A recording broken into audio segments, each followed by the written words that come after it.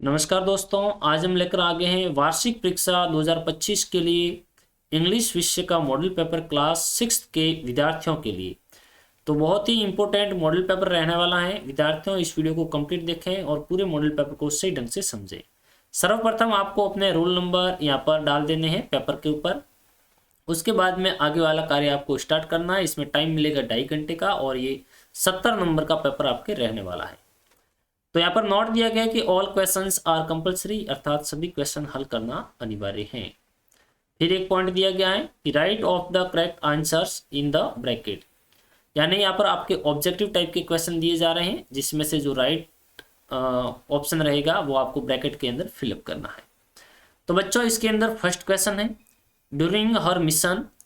During her mission यानी उसके mission के अंदर कल्पना वेंट अराउंड ब्लैंक और 252 टाइम्स, यानी कल्पना ने पृथ्वी के चारों ओर लगभग 222 बार राउंड लगाए।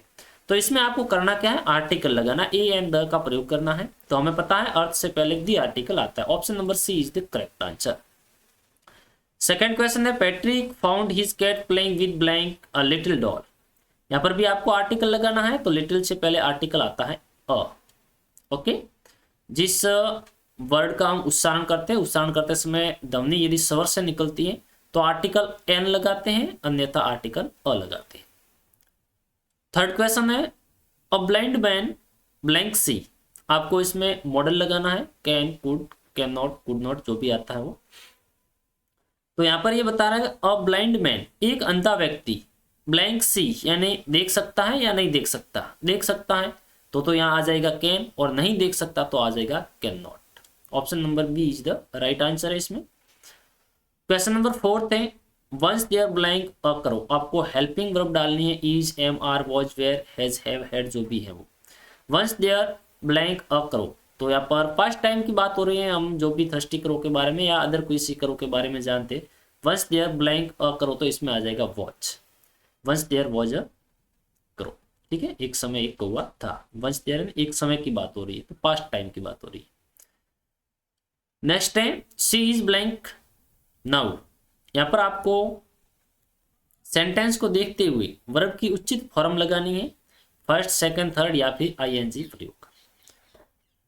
तो यहाँ पर हमें पता है helping verb is am are के साथ में आईएनजी लगता है। जब भी helping verb is am are हो तो जो मेन वर्ब होगी उसमें आईएनजी होगा। तो यहाँ इज है हेल्पिंग वर्ब, तो जो भी वर्ब है मेन वर्ब उसमें आईएनजी वाली फॉर्म भरी जाएगी। तो यहाँ पर प्लेइंग आ जाएगा। सी इज प्लेइंग नाउ, वह अभी खेल रही है।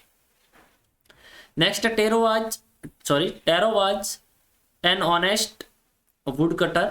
टैरो एक ऑनेस्ट वुड कटर है। ब्लैंक पेरेंट वेयर ओल्ड, यहाँ पर आपको प्रोनाउन भरना है। तो टैरो एक लड़का है, तो इसके लिए उसके माता पिता की बात हो रही है, उसके माता पिता की बात हो रही है, तो यहाँ पर हीज आ जाएगा, ठीक है ना। हीज पेरेंट्स वेयर ओल्ड, उसके जो पेरेंट्स है वो बूढ़े थे। क्वेश्चन नंबर 7 है girls eyes were covered blank a bandage, यानी लड़की की जो आंखें हैं वो पट्टी के साथ बंधी हुई थी। तो के साथ यानी with. Option number D is the right रहेगा। इसमें आपको प्रीपोजिशन लगाना था, ठीक है। क्वेश्चन नंबर है 8 विच of the underlined letters has a different sound. Different sound वाले को पता करना है। ये है हमारे, इसे पढ़ते हैं कट, पुट, बट, कप। तो अलग हो गया हमारे बी ऑप्शन पुट। नेक्स्ट है the palace where children read, यानी वह जगह जहाँ पर बच्चे पढ़ते हैं तो वह जगह क्या कहलाती है, उस जगह को हम स्कूल बोलते हैं। Option number D is the right answer. दोस्तों, यदि आप इस मॉडल पेपर की पीडीएफ प्राप्त करना चाहते हैं तो आप हमारे टेलीग्राम चैनल पर जाकर इसे डाउनलोड कर सकते हो, जिसका लिंक आपको इसी वीडियो के डिस्क्रिप्शन बॉक्स में मिल जाएगी। नेक्स्ट क्वेश्चन है which of the following things is not related to school. ठीक है, ये यहाँ पर स्कूल है, ओके, ये वाली स्पेलिंग मान लो स्कूल, यानी इनमें से स्कूल से जो संबंधित नहीं है उसकी आपको पहचान करनी है। रूम स्कूल में होता है, ऑफिस भी होता है, लेकिन फॉरेस्ट स्कूल में नहीं होता, जंगल स्कूल में नहीं होता, ग्राउंड यानी मैदान तो होता है। तो option number C is the right answer. Next है make plural of the following word. आपको प्लूरल लिखना है। प्लूरल का मतलब आप जानते हो बहुवचन। बुश का हो जाएगा बुशेज, BUSHES आ जाएगा। दोस्तों, जिस स्पेलिंग के अंत में S, double S, CH, HSOX होता है तो उसके पीछे ES लगाने से वह प्लूरल बन जाता है। ओके, सेकेंड है इसमें एल्फ, तो यहाँ पर हो जाएगा ELFS। ओके, एल्फ्स हो जाएगा। दोस्तों हमने एक नियम पढ़ा है कि जिस स्पेलिंग के अंत में F या FE हो तो F या FE को हटाकर हम VES लगाते हैं तब जब वह प्लूरल बन जाता है, बट एल्फ में ऐसा नहीं होता है। ठीक है, उसमें सिर्फ S ही लगता है, ध्यान रखना है। तीसरा है इसमें मैन। मैन में आपके इसका क्या करना है, प्लूरल हो जाएगा मीन। ठीक है, MEN हो जाएगा। ओके, ओनली फॉर ये जो वॉवेल है वो चेंज होगा। नेक्स्ट है ऑक्स। ऑक्स का आपके प्लूरल होता है ऑक्सिन, ये भी ध्यान रखना है। जिस स्पेलिंग के अंत में एक्स होता है वहां पर ES लगाने से प्लूरल बनता है, बट ऑक्स में ऐसा नहीं होता, वहां ऑक्सिन होता है, EN लगता है। ओके, नेक्स्ट है राइट दी ओपोजिट जेंडर। आपको ओपोजिट जेंडर लिखना है। सन का तो होता है डॉटर, आप सब जानते हैं, डॉटर DAUGHTER डॉटर। और किंग का होता है क्वीन, QUEEN, है ना। फादर का होता है मदर, MOTHER मदर। और आगे सर का तो मैडम होता है, आप सब जानते ही हो, मैडम, है ना। नेक्स्ट 13वां क्वेश्चन है आपके राइट दी ओपोजिट, यानी आपको क्या करना है, इसका विलोम शब्द लिखना है। देखो, एक तो ओपोजिट जेंडर होता है, ओपोजिट जेंडर में आपको जेंडर बदलना होता है, और ओपोजिट का मतलब ओनली फॉर विलोम शब्द होता है। वैसे ओपोजिट जेंडर में भी उसका वो ओपोजिट ही होता है, जेंडर है वो ओपोजिट ही कहलाता है। तो यहाँ पर हमें 13वें में ओपोजिट लिखना है। तो हम देखते हैं ओपन का ओपोजिट होता है क्लोज, CLOSE। ओपन मीन्स खोलना, क्लोज मीन्स बंद करना। हैप्पी का हो जाएगा अनहैप्पी, अनहैप्पी, HAPPY। ठीक है, आगे UN लग जाएगा, या फिर इसका आप सैड भी लिख सकते हैं, दोनों ही राइट है। ओल्ड का हो जाएगा न्यू, ओपोजिट क्या हो जाएगा, न्यू। ओल्ड यानी पुराना, न्यू मीन्स नया। और गुड का मतलब होता है अच्छा, तो बैड का मतलब हो जाएगा बुरा, BAD बैड। ओके, नेक्स्ट है fill in the blank with the correct letter. आपको करेक्ट लेटर लगा के इस स्पेलिंगों की पूर्ति करनी है। तो ये है आपके लाउडली की LOUDLY, लाउडली। और ये है प्रेयर यानी प्रार्थना की, PRAYER, प्रेयर। और ये है विक, WEEK। यहाँ ई के स्थान पर आप ए भी लगा सकते हो, तो विक का मतलब कमजोर हो जाएगा। यहाँ पर है वाटर, WATER, वाटर मीन पानी। Next correct new word by adding prefix आपको लगाना है। एक तो सफिक्स होता है, एक प्रीफिक्स। ठीक है, सफिक्स वर्ड के अंत में लगता है और प्रीफिक्स पहले लगता है। तो यहाँ पर आपको IM और DIS लगा के आपको नया वर्ड बनाना है। तो पॉसिबल के आगे आ जाएगा इम्पॉसिबल, IM सफिक्स प्रीफिक्स लग जाएगा, IMPOSSIBLE, इम्पॉसिबल। और एग्री का हो जाएगा डिसएग्री। Okay, disagree. नेक्स्ट है आपको rearrange the following word to make meaningful sentence. आपको दोबारा इसको लिखना है, अरेंज करना है, सही क्रम में लिखना है। तो फर्स्ट है born Kalpana in Karnal was. तो यहाँ पर आ जाएगा आपके सबसे पहले आ जाएगा Kalpana was, Kalpana was born, Kalpana was born in Karnal. ठीक है, क्या हो जाएगा, मैं यहाँ लिख देता हूँ, Kalpana was born in Karnal, in Karnal. Okay, समझ में आएगा। ओके, नेक्स्ट है नेचर इंजॉय वी शुड। तो यहाँ पर आपके हो जाएगा we should enjoy nature, NATURE, nature. Okay, next है आपके read the following passage and answer the questions. आपको पैसेज को कंप्लीट पढ़ना है और उसके बाद में आपको क्वेश्चनों के आंसर देने। तो दोस्तों आपको वीडियो को पॉज करके इन पैसेज को कंप्लीट पढ़ लो, उसके बाद में आपको क्वेश्चनों के आंसर देने हैं। मैं यहाँ डायरेक्ट आपको क्वेश्चनों के आंसर की तरफ लेके चलता हूँ। नेक्स्ट है हमारा इस पैसेज का फर्स्ट क्वेश्चन है, what does the यूथोर want to see. यानी यूथोर लेखक हैं, वो क्या देखना चाहता था। तो इस पैसेज के अंदर देखो, इसका आंसर बता रहा हूँ, मैं बता देता हूँ आपको। यहाँ पर आई के स्थान पर लेखक की बात हो रही है, तो यहाँ पर हम लिख देंगे द यूथोर। ठीक है, the यूथोर want to see the mountains of New Zealand. ठीक है ना, यहाँ तक इसका आंसर हो जाएगा। ये यहाँ से लिखा, यहाँ पर इसके आंसर मैंने ऑलरेडी लिखे हुए, the यूथोर want to see the mountain of the New Zealand. ठीक है, न्यूजीलैंड के माउंटेन्स या पर्वतों को देखना चाहता था।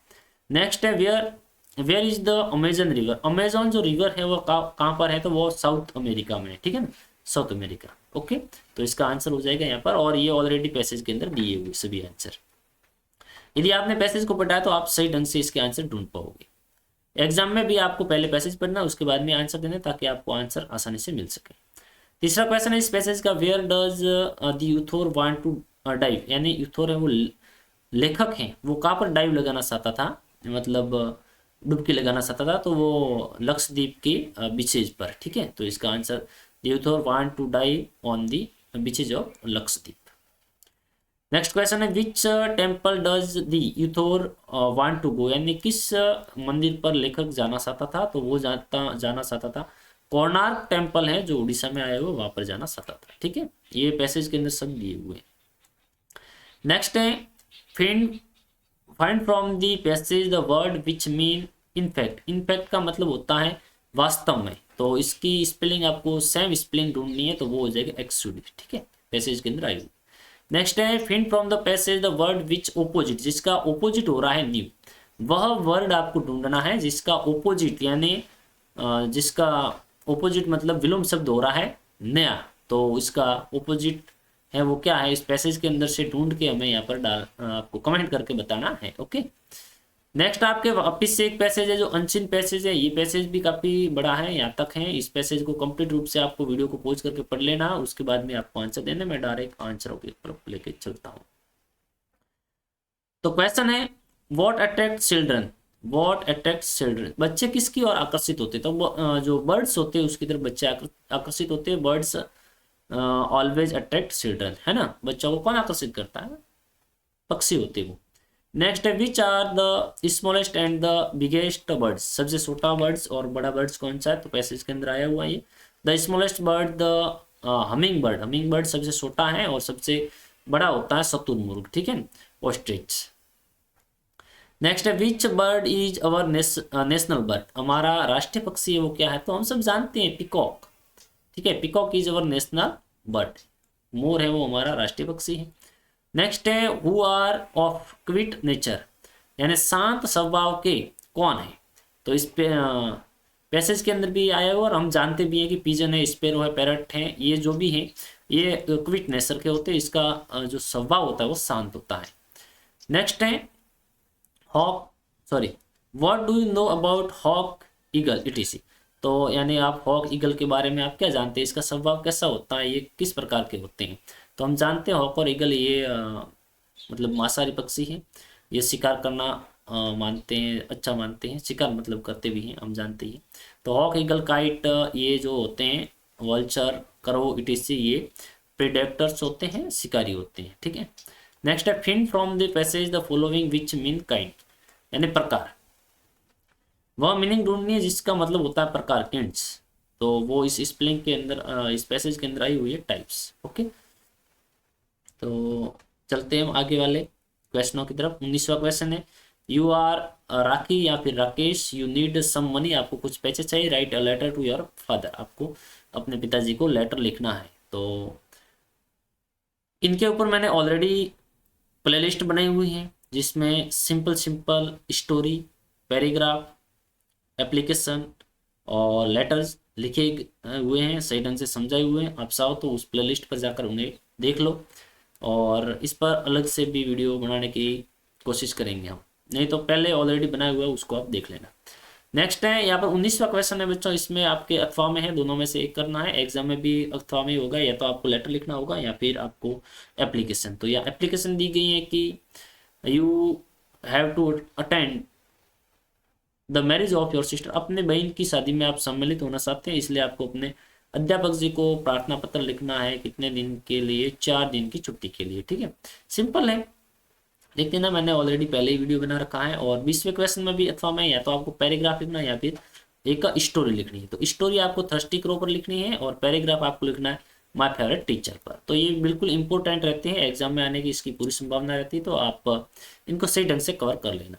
तो आशा करते हैं दोस्तों आपको हमारा ये यूट्यूब चैनल पर जो वीडियो अपलोड किया है हमने वो बहुत अच्छा लगा होगा, और वीडियो अच्छा लगा है तो अपने दोस्तों तक शेयर करें और इस चैनल को सब्सक्राइब करना बिल्कुल ना भूलें। अब हम मिलेंगे किसी और वीडियो में, तब तक के लिए आप सभी को हमारी तरफ से जय हिंद, वंदे मातरम। Okay, thank you for the watching video.